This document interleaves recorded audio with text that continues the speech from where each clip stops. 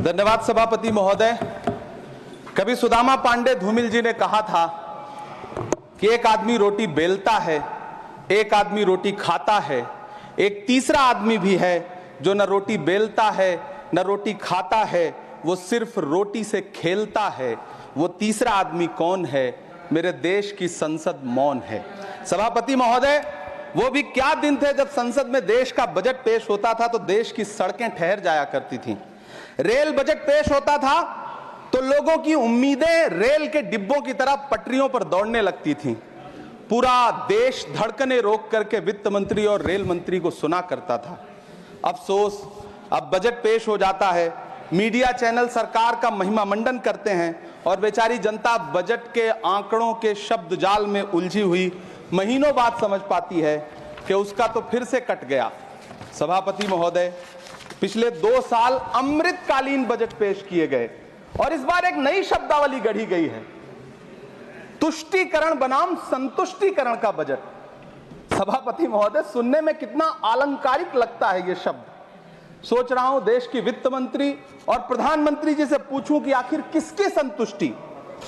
जिस बजट में मनरेगा के लिए 1 रुपए की बढ़ोतरी ना हो, वही पुराना 86,000 करोड़, जबकि पहले ही 9,754 करोड़ का घाटा हो, जिस मनरेगा से करोड़ों मजदूरों के घर में चूल्हा जलता हो, उस मनरेगा में काम करने वाले गरीब मजदूरों के लिए अगर आपके खजाने से 1 रुपया भी इजाफी नहीं निकल सका तो भला कौन संतुष्ट हुआ साहब? इस देश का गरीब मजदूर या आपके उद्योगपति दोस्त? वो जो महाराष्ट्र में लोकसभा और विधानसभा के बीच में 40 लाख मतदाता बढ़ाए गए थे, अरे उन्हीं के लिए मनरेगा का थोड़ा सा बजट बढ़ा देते।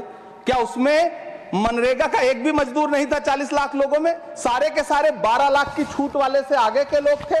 सभापति महोदय, कल जब वित्त मंत्री जी देश की संसद में भाषण दे रही थी तो वहां मुंबई में कोई गरीब इंसान जब अपनी जेब टटोल करके अपनी मोटरसाइकिल में 1 लीटर पेट्रोल भरवा रहा था तो उस पेट्रोल की कीमत थी 103 रुपया प्रति लीटर।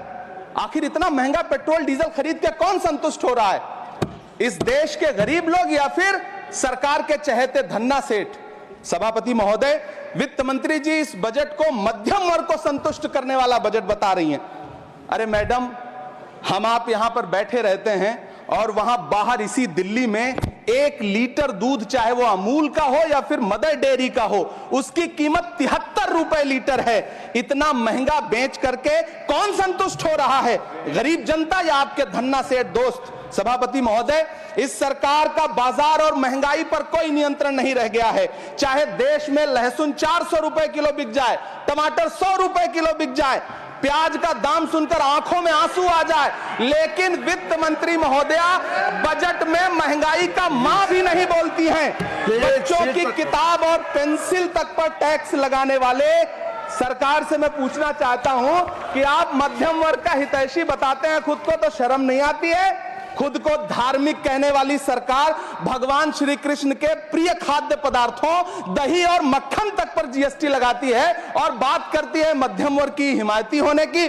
जिंदा रहते हुए जनता से हर चीज पर टैक्स वसूलने वाली यह सरकार कम से कम मरने पर तो लोगों को बख्श देती, लेकिन नहीं, वहां भी लूटना है। अंतिम संस्कार के सामान, अगरबत्ती, धूप बत्ती, केवड़ा जल, चंदन पाउडर, जौ, बताशा, काला तिल, पंचरत्न, कपूर और कफन तक पर टैक्स लेने वाली यह सरकार किस मुंह से खुद को मध्यम वर्ग का हितैषी बताती है?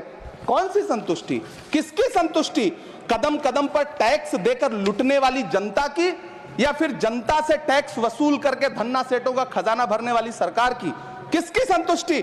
सभापति महोदय, 18 अगस्त 2015 आरा का बिहार का ऐतिहासिक मैदान, सजा हुआ मंच, हजारों की भीड़ और सामने खड़े हुए देश के प्रधानमंत्री का भाषण। बिहार के भाइयों बहनों, आज मैं बिहार के लिए पैकेज की घोषणा कर रहा हूं। 50,000 करोड़ कर दूं कि ज्यादा कर दूं? अखिलेश भाई, 60,000 करोड़ कर दूं कि ज्यादा कर दूं? 70,000 करोड़ कर दूं कि ज्यादा कर दूं? 80,000 करोड़ कर दूं कि ज्यादा कर दूं? चलो, मैं बिहार को 1.25 लाख करोड़ का पैकेज दे रहा हूं। 10 साल हो गए सभापति महोदय, वही ढाक के 3 पात। बिहार आज भी विकास की बाट जोह रहा है। भाषण आज भी प्रधानमंत्री जी के यूट्यूब चैनल पर सुना जा सकता है। जो झूठ बोल के करता है मुतमईन सबको, वो झूठ बोल के खुद मुतमईन नहीं होता। सभापति महोदय, ये तो राहुल जी का असर है। कौन सा शब्द सर, कौन सा शब्द? झूठ। ठीक है सर, मिथ्या बोल करके, जो मिथ्या बोल के करता है मुतमईन सबको, वो मिथ्या बोल के खुद मुतमईन नहीं होता। ये राहुल जी का असर है। जो मखाना बोर्ड की घोषणा हुई, अखिलेश जी आपको याद होगा, भारत जोड़ो न्याय यात्रा में 30 जनवरी 2024 को बिहार के रंगभूमि मैदान में राहुल गांधी जी का पूर्णिया में भाषण था और उसमें मखाना को लेकर उन्होंने आवाज उठाई थी। यह उनका असर है कि आपको मखाना बोर्ड बनाना पड़ा, वरना तो आप मैखाना बोर्ड बनाने वाले लोग हैं। सभापति महोदय, बिहार को झूठे पैकेज और चुनावी दिलासे देना बंद करिए। आज भी जब कोसी में बाढ़ आती है तो पूरा सीमांचल बर्बाद हो जाता है। मैंने उस तबाही को अपनी आंखों से देखा है। 2016-17 की बाढ़ में अपने इन्हीं हाथों से राहत सामग्री बांटी है मैंने। अगर सच में बिहार के लिए कुछ करना चाहते हैं तो बिहार को बाढ़ से बचाने का प्रबंध करिए। पूर्णिया एयरपोर्ट 10 साल से बाट जो रहा है, घोषणा 2014 में हुई, बन के आज तक तैयार नहीं हुआ। अलीगढ़ मुस्लिम विश्वविद्यालय का किशनगंज सेंटर बजट के अभाव में दम तोड़ता जा रहा है। मैंने पिछले बजट सत्र में भी आवाज उठाई थी। आज फिर वित्त मंत्री जी से अनुरोध करना चाहता हूं, दामन फैला करके, कि अलीगढ़ मुस्लिम विश्वविद्यालय का किशनगंज सेंटर बन जाने दीजिए। आखिर कौन सी नफरत है? यह मुल्क हमारा भी है, इस मुल्क की मिट्टी में हमारा भी खून पसीना शामिल है। हमसे इतनी भी क्या नफरत? रिश्तों की ये नाजुक डोरें तोड़ी थोड़ी जाती हैं, अपनी आंखें दुखती हो तो फोड़ी थोड़ी जाती हैं। सभापति महोदय, अल्पसंख्यक मंत्रालय का बजट काटकर मौलाना आजाद नेशनल फेलोशिप बंद कर देना, प्री मैट्रिक स्कॉलरशिप बंद कर देना, नई मंजिल योजना बंद करना, धरोहर योजना बंद करना। 2024-25 के बजट में माइनॉरिटी मिनिस्ट्री के लिए 3183 करोड़ रुपए की घोषणा हुई, लेकिन देश को हैरत होगी कि बाद में समीक्षा करके लगभग आधा कर दिया गया, 1868 करोड़ रुपए।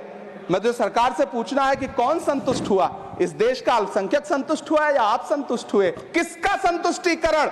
सभापति महोदय, मैं प्रधानमंत्री जी से कहना चाहता हूं कि आप ही ने 1 मार्च 2018 को किंग अब्दुल्ला को, जॉर्डन के किंग अब्दुल्ला को मेहमान बना करके इसी दिल्ली में एक कॉन्फ्रेंस में कहा था कि मैं मुसलमानों के एक हाथ में कंप्यूटर और दूसरे हाथ में कुरान देना चाहता हूं।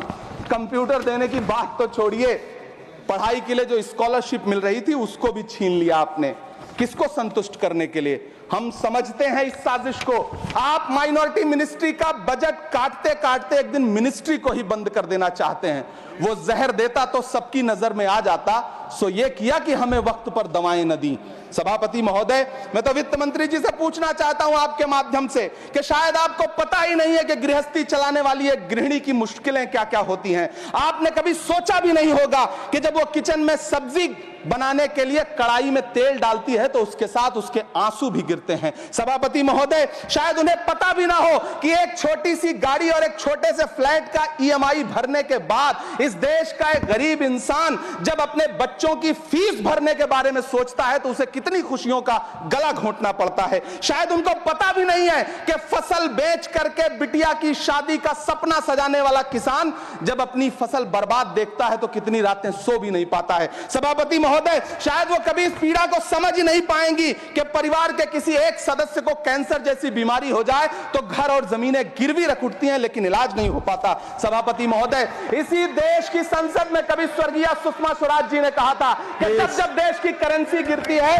तब देश की प्रतिष्ठा गिरती है। एक तरफ कोलंबिया जैसा छोटा सा देश और उसके प्रधानमंत्री गुस्तावो पेत्रो खड़े हैं जो कोलंबिया के नागरिकों को हथकड़ी लगाकर लाने वाले जहाज को अमेरिका बैरंग वापस लौटा दे रहे हैं, और दूसरी तरफ हमारे प्रधानमंत्री जी खड़े हैं जो बेड़ी और हथकड़ी लगा करके लाए गए बेटों के अपमान पर एक शब्द नहीं बोल रहे।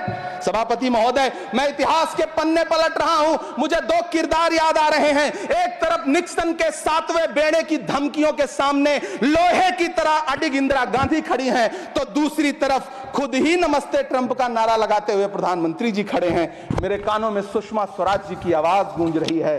बहुत कम बोलने वाले डॉक्टर मनमोहन सिंह ने बहुत ज्यादा बोलने वाले प्रधानमंत्री जी को जब देश की बागडोर सौंपी थी तो $1 58 का था। आज 85 से 87 के बीच में झूल रहा है। इन दिनों रुपए की अहमियत गिरती है तो न तो देश की प्रतिष्ठा गिरती है, ना प्रधानमंत्री की गरिमा।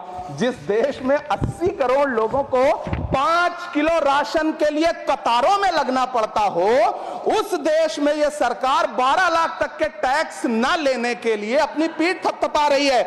हुकूमत इस कदर आवाम पर एहसान करती है, ये आंखें छीनती है और चश्मे दान करती है। सभापति महोदय, महाराष्ट्र का भिवंडी हो, मालेगांव हो, इचल करंजी हो, यूपी का बनारस हो, मुआयमा हो, मुबारकपुर हो, रांची का छोटा नागपुर हो, बिहार का भागलपुर हो, हर जगह बुनकरों की उम्मीदें तोड़ रही हैं, लेकिन इस सरकार के पास उनके लिए कुछ भी नहीं है। मुरादाबाद का पीतल उद्योग, कानपुर का चमड़ा उद्योग, सहारनपुर का लकड़ी उद्योग, फिरोजाबाद का चूड़ी उद्योग, अलीगढ़ का ताला उद्योग, सब सरकारी प्लानिंग से तबाह हो रहे हैं।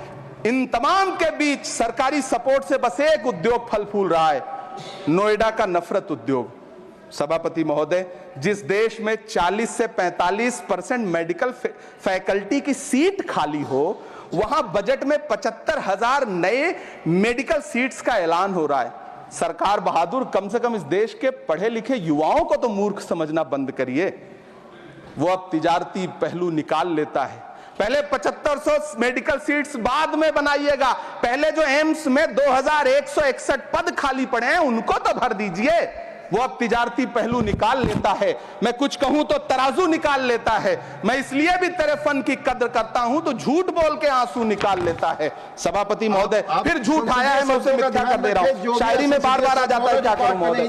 काश ये बजट, सभापति महोदय, वो एक शब्द मैं मिथ्या कर दे रहा हूं सर, वो एक शब्द को हटा दीजिए। ध्यान रखें, ऐसे जो भी शब्द होंगे आपके वहां। सभापति महोदय, काश ये बजट बीपीएससी के पेपर लीक की शिकायत करने वाले नौजवानों पर बरसती हुई पुलिस के लाठियों पे, जख्मों पर मरहम लगा पाता। सभापति महोदय, पिछले 80 दिन से 70 साल का एक बुजुर्ग एमएसपी की लीगल गारंटी मांगता हुआ आमरण अनशन पे बैठा हुआ है।